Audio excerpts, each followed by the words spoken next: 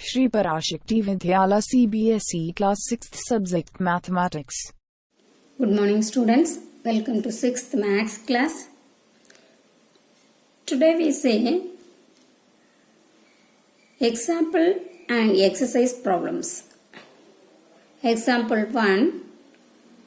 Population of Sundarnagar was 2,35,471 in the year 1991. In the year 2001, it was found to be increased by 72,958. What was the population of in the city in 2001? இப்போ first என்ன கொடுத்துருக்காங்க, சுந்தர் நகர் அப்படிங்கிற சிட்டியில் population கண்டுபிடிக்க போகிறோம். அதில் 91 எவ்வளோ population இருந்தது அப்படின்றத கொடுத்துருக்காங்க. அடுத்து இதுக்கு அப்புறம் இன்க்ரீசிங் பாப்புலேஷன் எவ்வளவு அப்படின்றதையும் கொடுத்துருக்காங்க. அடுத்து இப்போ 2001 பாப்புலேஷன் எவ்வளவா இருக்குது, சுந்தர் நகர் சிட்டியோட பாப்புலேஷன் என்னன்றத இப்போ என்ன செய்ய போகிறோம், நம்ம கால்குலேட் பண்ண போகிறோம். ஓகேமா? First population of the city in 2001 இதுதான் நம்ம கண்டுபிடிக்க போகிறது. ஓகே, இதுக்கு என்ன பண்ணணும் அப்படின்னா, population of the city in 1991 population என்ன, 2,35,471. அதோட அதுக்கப்புறம் இன்க்ரீஸ் ஆன பாப்புலேஷனை ஆட் பண்ணிட்டோம் அப்படின்னா 2001 பாப்புலேஷன் கிடச்சிரும். ஸோ இது ரெண்டையும் ஆட் பண்ண போகிறோம். ஸோ ரெண்டையும் ரைட் பண்ணிட்டோம். தென் என்ன செய்ய போகிறோம், ஆட் பண்ண போகிறோம். 8 + 1 எவ்வளோமா, 9. 7 + 5 12, கேரி 1. 9 + 1 10. 10 + 4 14, கேரி 1. 5 + 1 6. 6 + 2 8. Then 7 + 3 10, carry 1. அப்போ 2 + 1 3. Okay, answer is 3,08,429. Population of the city in 2001 was 3,08,429. Next, exercise 1.2 ஓட second question, page number 16 question இருக்கு. Okay. Segar is a famous cricket player. He has so far scored 6,980 runs in test matches. He wishes to complete 10,000 runs. How many more runs does he need? என்னமா கொடுத்துருக்காங்க, சேகர்ன்றவர் ஒரு famous cricket பிளேயராக இருக்காரு. அவரோட score இப்போ test மேட்ச்சில் என்னவா இருக்கு அப்படின்னா 6,980 ரன்ஸ். அவர் எவ்வளோ ரன்ஸ் கம்ப்ளீட் பண்ணணும் அப்படின்னு நினச்சிருக்காரு அப்படின்னா 10,000 ரன்ஸ். ஓகே, அப்போ 10,000 எடுக்கிறதுக்கு இன்னும் அவருக்கு எவ்வளோ ரன் தேவை, how many more runs does he need. ஓகேவா? அப்போ அதை நம்ம இப்போ என்ன செய்ய போகிறோம், கால்குலேட் பண்ண போகிறோம். ஸோ இதுக்கு ஃபர்ஸ்ட் என்ன பண்ணணும் அப்படின்னா, என்னென்ன கொடுத்துருக்காங்கன்றத ரைட் பண்ணிக்கலாம். Number of runs Shekhar scored, அதாவது சேகர் இப்போ எவ்வளோ ரன் ஸ்கோர் பண்ணியிருக்காரு, 6,980. அவர் கம்ப்ளீட் பண்ணணும்னு நினைச்ச ரன் எவ்வளவு, number of runs he want to complete 10,000. Okay, அப்போ இன்னும் எவ்வளோ ரன் தேவை அப்படின்றது தான் நம்ம கொஸ்டினாக கேட்டிருக்காங்க. So more runs he need, அவருக்கு தேவையான 10,000 எடுக்கிறதுக்கு இன்னும் எவ்வளோ ரன்ஸ் தேவை. ஸோ என்ன பண்ணலாம், மொத்தம் அவர் ஏம் பண்ண ரன்னு, அடுத்து அவர் எடுத்த ரன்னு, இது ரெண்டும் இதோட டிஃப்ரென்ஸ் பார்த்துட்டோம் நம்ம அப்படின்னா அவருக்கு 10,000க்கு இன்னும் எவ்வளோ ரன்ஸ் தேவைன்றது கிடைச்சிரும். ஓகே, அப்போ என்ன செய்யணும் அப்படின்னா, கிரேட்டஸ்ட் நம்பரை ஃபர்ஸ்ட் ரைட் பண்ணணும், அடுத்து ஸ்மாலஸ்ட் நம்பரை ரைட் பண்ணிக்கணும். இப்போ கிரேட்டஸ்ட் நம்பர் இதில் அவர் ஏம் பண்ண ரன் 10,000. ஸோ 10,000 - 6,980.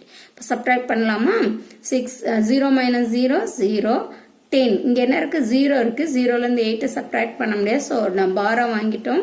10 - 8 2. தென் இங்கே 9 இருக்குது, 9 - 9 0. இங்கே 9 இருக்குது, 9 - 6 3.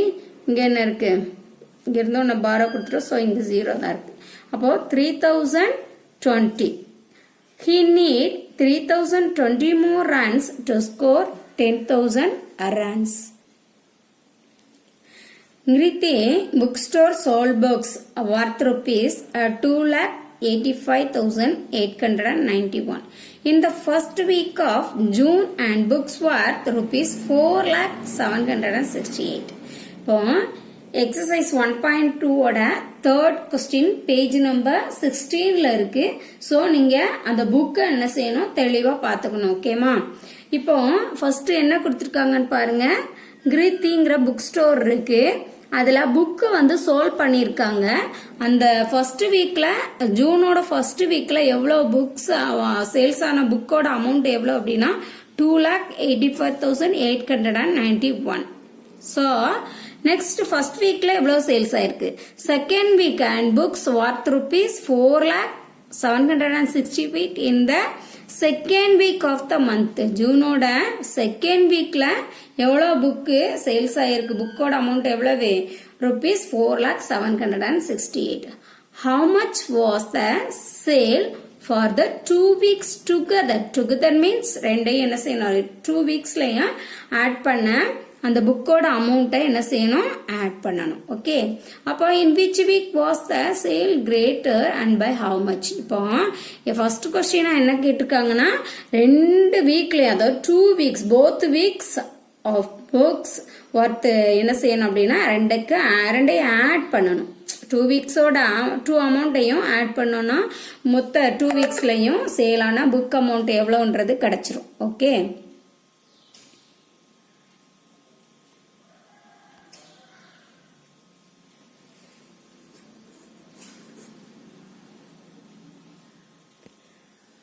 Next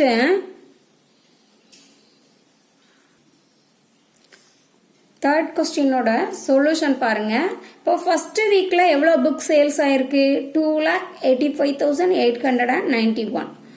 sold books in second வீக்ஸ்ல எவ்வளவு புக் சேல்ஸ் ஆயிருக்கு 4,768. இப்போ நான் செகண்ட் வீக்கை ஃபர்ஸ்ட் வீக்கோ செகண்டும் எழுதியிருக்கேன்.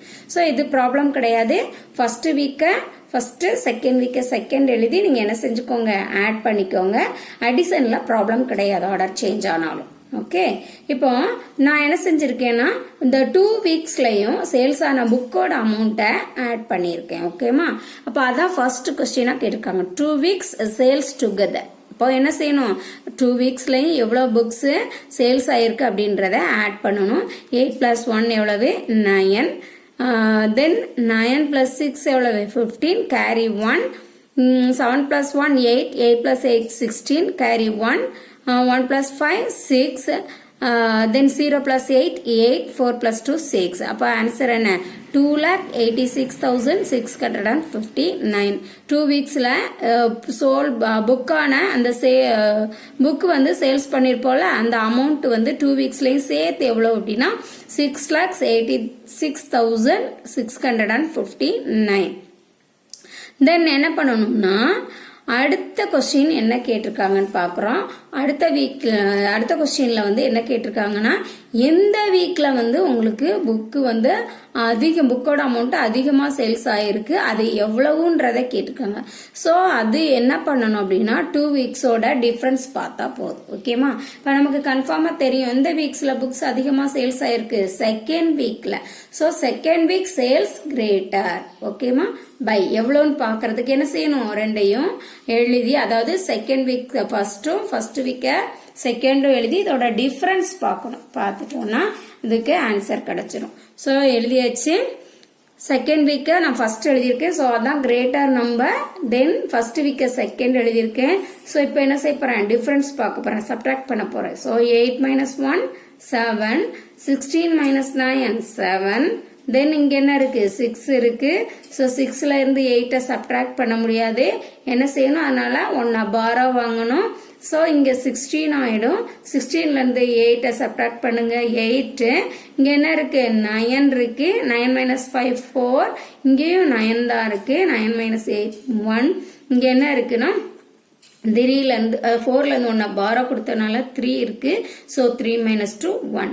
Answer is 1,14,877. ஓகேமா? அப்போ செகண்ட் வீக்ல எவ்வளவு சேல்ஸ் ஆயிருக்குன்னா செகண்ட் வீக்கில் தான் அதிகமாக சேல்ஸ் ஆயிருக்கு. அதோட டிஃபரன்ஸ் என்ன அப்படின்னா 1,14,877. Okay, next fourth question. Find the difference between the greatest and the least number that can be written using the using the digit 6, 2, 7, 4, 3 each only once. இப்போ அதோட சொல்யூஷன் பார்க்கலாம். ஃபர்ஸ்ட் என்னென்ன டிஜிட் கொடுத்துருக்காங்கன்னு right பண்ணிக்கலாம். given digits are 6, 2, 7, 4, 3. Next greatest number எழுதணும். Greatest number எப்படி எழுதலாம்? First greatest number 7, then next greatest number 6. So அப்படி ஆர்டராக என்ன செய்யணும், எழுதிட்டே போகணும் ஸ்மாலஸ்ட் நம்பர் வர வரைக்கும். ஸோ ஃபர்ஸ்ட் 7, நெக்ஸ்ட் 6, தென் 4, தென் 3, தென் 2. இப்போ கிரேட்டஸ்ட் நம்பர் ரைட் பண்ணியாச்சு. கிரேட்டஸ்ட் நம்பர் அப்படின்றதே கிரேட்டஸ்ட் நம்பர்லேருந்து ஸ்மாலஸ்ட் நம்பருக்கு போகிறது. ஓகேமா? இப்போ அடுத்து லீஸ்ட் நம்பர் ரைட் பண்ணணும். லீஸ்ட் நம்பர் அப்படின்னால என்ன செய்யணும், ஸ்மாலஸ்ட் நம்பர்லேருந்து கிரேட்டஸ்ட் நம்பருக்கு ஆர்டர் பண்ணணும். ஸ்மாலஸ்ட் நம்பர் 2, தென் 3, தென் 4, 6, 7. இப்போ இதோட டிஃபரன்ஸ் பார்க்கணும்.